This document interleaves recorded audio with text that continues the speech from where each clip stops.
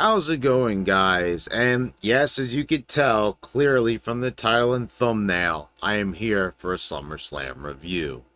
So it felt kind of weird, leaving things off with a Vince McMahon retirement video, which, by the way, McMahon may be out of it to a certain extent, but he's still there behind the scenes. He's not completely out of the picture. He's just kind of, think about it as working remotely for Vince McMahon.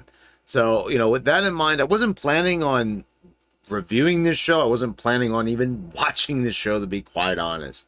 I might have checked out the Roman Reigns and Brock Lesnar match, but when my good friend J-Man or Riot, who's here on YouTube, you can subscribe to him. I've mentioned him before in the past numerous times. He invited me over to watch the pay-per-view. I decided what a perfect time to review it, and this will definitely be the last review that we do on a WWE show for quite some time, because I've discussed in my previous wrestling video on McMahon that this channel is definitely going in a different direction. We're departing from wrestling. This is not worth it to me anymore to, watch and review these shows. There's other ventures here on YouTube that I care to partake in, and it's mostly, going to be movie, TV, video game related content. As you can clearly see on this channel, I greatly recommend you go check out those videos. I think if you give them a chance, I think you'll greatly enjoy them.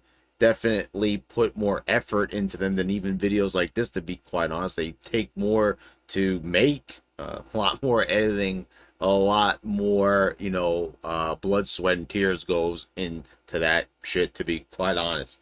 But yeah, SummerSlam 2022.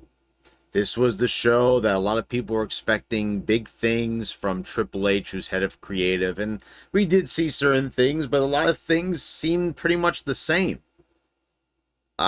People are saying that this show was awesome. I think it's far from it. We started off the show with a great example of, of course, things like this were already set into motion when McMahon was still there before the retirement. And they can't obviously change the whole entire card. So, you're going to have to get through some of these things first. But, they could have tweaked a lot of these finishes, made things more exciting throughout. But, yeah, there were moments on this show, some moments, but not moments enough where I would call this a good pay-per-view or a good SummerSlam or a memorable SummerSlam, a memorable WWE show. I'm definitely not seeing that from what people are saying. First thing that needs to be discussed here is this, opening match. Cringy Lynch and Bianca Belair for the 79th time, without a doubt. Maybe the 83rd time. People complain about Brock and Roman going at it so many different times. But these two right here, I mean, we're talking about two that, does really anyone really, care about these two wrestling, or just them as characters on the show? Of course, there's potential for Belair. Cringy Lynch, I mean, what the fuck was she even wearing? I mean, seriously, I am all for colorful, larger-than-life characters, but for Christ's sakes, I mean, this is just a ridiculously stupid looking outfit that she's wearing. She's, this is like Lady Gaga taken to the, umpteenth power of ridiculousness. But, so they have the match, and it's, it's, to me, it's bland. There's nothing here for me to really enjoy, because I've seen this before. We've all seen this one. But people say, oh, women's revolution, fantastic. No one's going to criticize it, whatever. Fine, whatever. Like I said, if you enjoy this, that's perfectly fine. This is not for me. That's why I'm not reviewing these shows anymore. I'm steering clear from this content. I'm sick of the, purposely making negative content on here. Yeah, we can have a laugh or two at it. We're gonna have one right now. As this fucking post-match segment, which is bowing down to all the the internet fans, all your indie marks. Like, this was the mark out moment. that the only people that are going to mark out for this are like the Meltzers of the world and the people who like this kind of shit. Bailey comes out, wearing this weird straitjacket looking outfit. I mean, when someone like this comes out, are we really going to give this person like a massive pop? Is this a huge star? Then we get Dakota Kai, who's come back after being released, and to me, kind of just looks like I've never watched her wrestle, and right away, people who will take issue with that are going to say, oh, well, you can't fairly comment on her, you haven't seen her before. Oh, wait a minute. Yeah, I did see her. It was at Survivor Series back in 2019. Now, granted, it was, a tag match, but regardless of that, I look at her, and that's where it really starts, is the look, right? I'm seeing, we've got a Sasha Banks blue hair knockoff. I mean, we've already had one of those. She's gone. So now I guess because they can't get Sasha, let's bring in the other blue hair and bring her out. And this one even looks like less of a star. And then we up the ante by bringing out Io Shirai, and okay, we've got 3 girls standing out here in the aisle, and we're supposed to be excited about this. Oh my God! And Triple H on Twitter is like, we're only getting started. Well, if this is the way that you're starting things out and you're proud of this, well, I don't want to be a part of this start, and I don't want to see where the finish line's at either. I mean, this is just catering to the marks, which I said this. Did I not say this in my Vince McMahon retirement video? This is exactly why Triple H should not be in power, should not be head of creative, because he's going to make it like NXT, how it was for years and years of just being about pleasing marks, having your 30-minute matches, your star ratings. I would have never guessed in my heart of hearts that Triple H, who always seemed like the old school guy, the Ric Flair fan, the old school killer, trained by Killer Kowalski, no less. And this guy is a mark for the indies? I don't understand this. I can never really understand this. Remember Chris Hero when he was working for NXT? Triple H actually fired this guy because he refused to work out. Yeah, this was like a Robert Pattinson in Batman moment. Remember that? Where he refused to work out because he felt that it was exuberating a male stereotype. I mean, what the fuck? What kind of nonsense is that? So rightfully he says, okay, you don't want to work out, see you later, and then he brings him back. Okay, and this was all his decision apparently. I don't get that. And so we got these 3 girls out there, and we're supposed to be like, oh wow, no, these are not stars at all. So they come into the ring. It's 3-on-2. Becky Lynch and Bianca Belair shake hands for God knows what reason. So I guess this is a face turn for Becky. They're face to face. Okay, you think you're going to get a big brawl. You got 3-on-2. Nope, they just walk out. It's on our time, guys, on our time. All right, so this moment here was just designed to get a pop. But there's no one in this ring that's worth popping for, especially the 3 girls that just came out. What are we getting excited for? For NXT wrestlers? For developmental talent? I mean, there's nothing with these girls. There's zero charisma. There's nothing to get excited about. But yet the internet, this small, closed-in the bubble, niche audience is fucking, having a goddamn orgasm over this shit. And it's definitely not worth it. It's not worth watching this. It's not worth caring. There's nothing here. This is not fun. This is not entertaining. This is not exciting. There's no storyline. There's no purpose even for them coming out. There's no motive. There's no nothing. So why would I continue watching this when, like I said, this is not for me. This is not aimed at a fan of, my stature, of what I'm looking for in a wrestling product, what it used to be.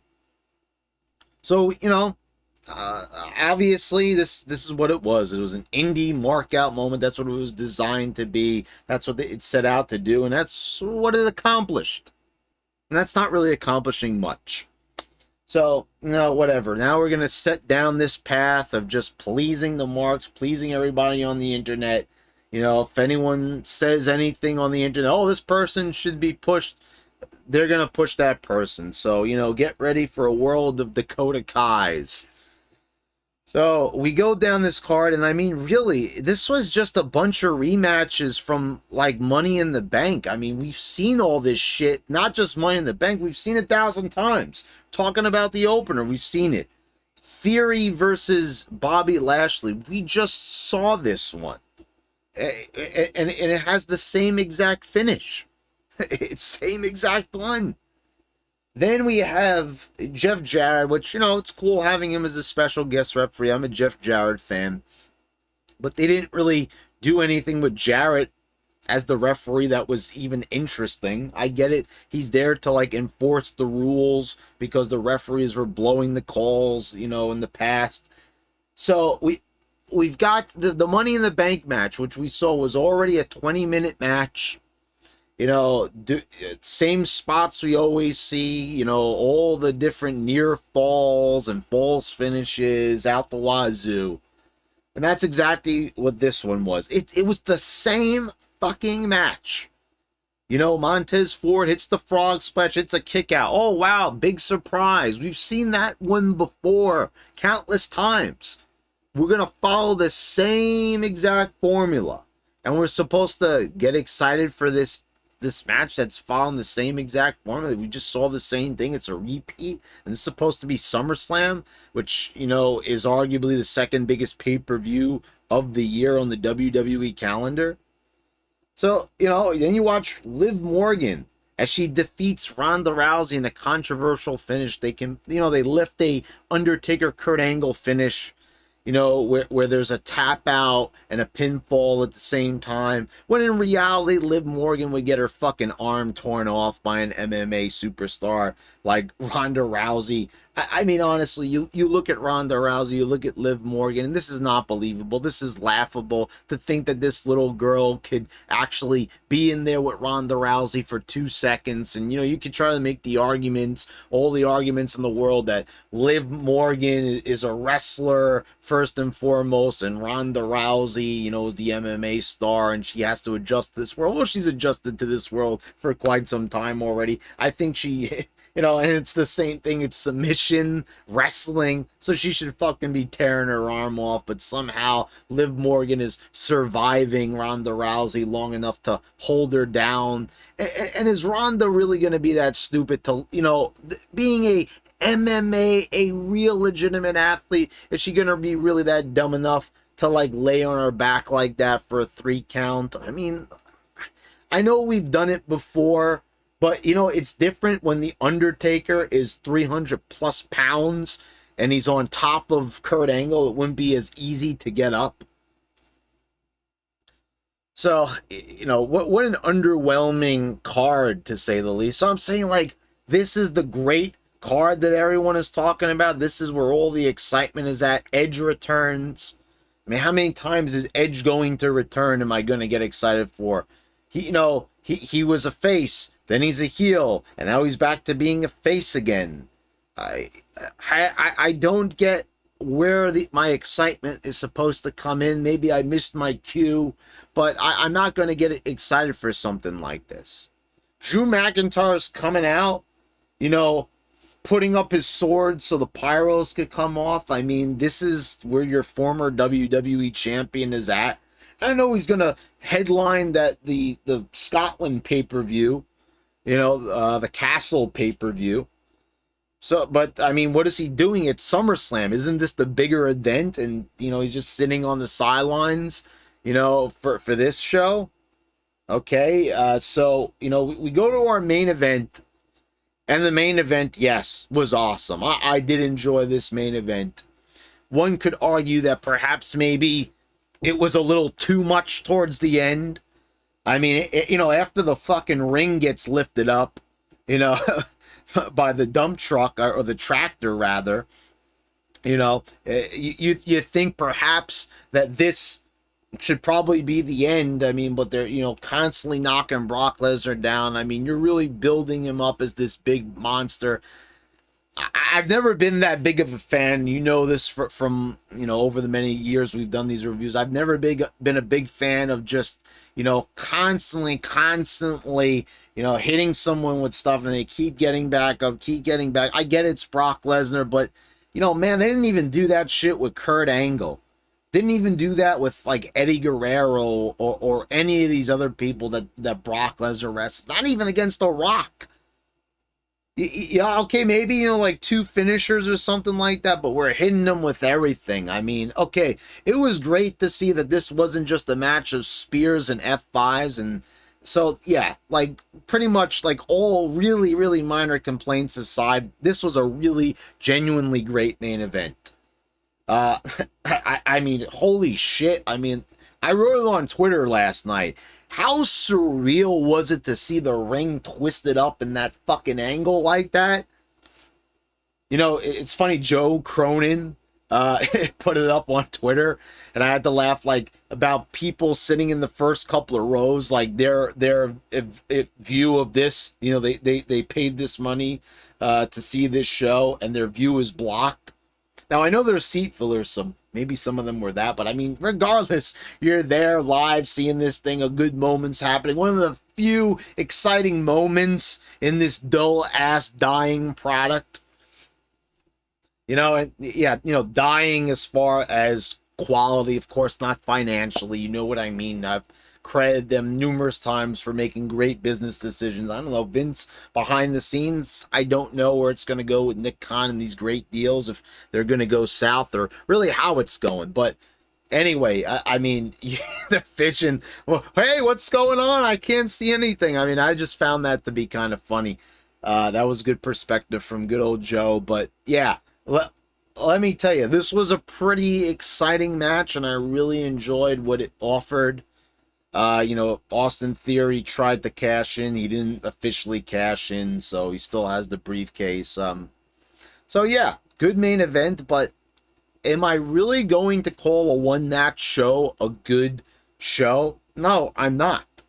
This is the point here. You get one good thing on a show, and then you're going to like completely overblow it and say, oh my God, this is the best thing ever. I mean, guys, this is the best show because the way it started off with 3 indie caliber wrestlers. I mean, I know Bayley's not really, she's been there for a while, but you know what I mean. 3 people are not being stars. And I was really laughing because Snitsky put out this great Instagram post where he was saying like, maybe I should come back to WWE so they could have larger than life characters. And then it's kind of like one of those Moti photo posts, and like he puts up like looking at Bayley on TV saying like, holy shit, like this girl's not a star, look how she looks. And I wholeheartedly agree, of course.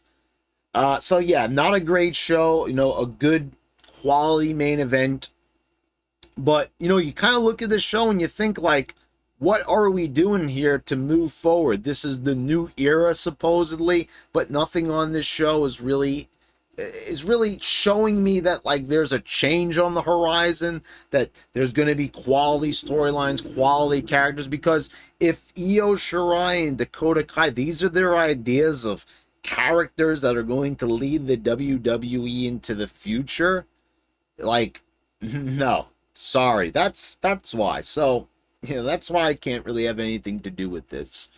So, yeah. There you go, guys. There's your review.